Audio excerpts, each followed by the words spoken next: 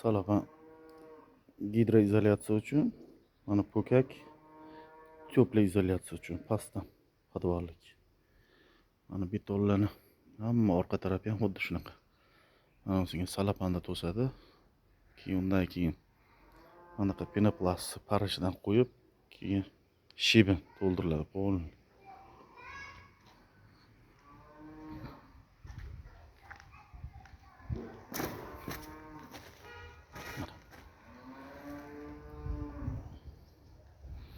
Keyin undagi setga tashlab, hozir mana urovingga chiqquncha shibin tashaladi. Keyin undagi setga to'qib, polni steyajga qo'yiladi.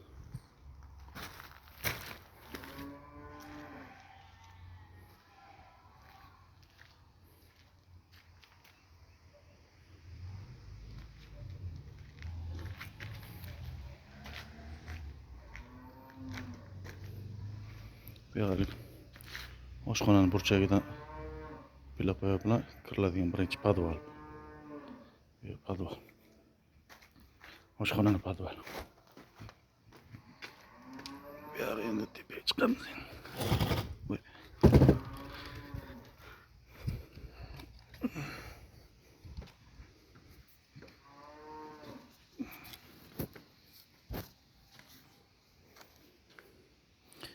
Tashqi tomonlar xuddi shunaqa.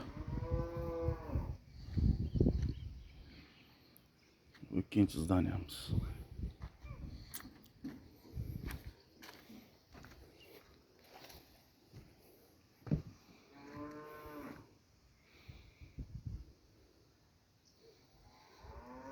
Penoplast ham olib kelib qo'yildi. 1 kilosi 28 mingdan oldim. Bir donasi 4 kvadratdan. Jami bu yerga hozir 75 kilo olganman, 720 kvadrat. Past podvalini ham hisobga olgan holatda. Yonlarni hammasiga qo'yib, shibin tashaladi.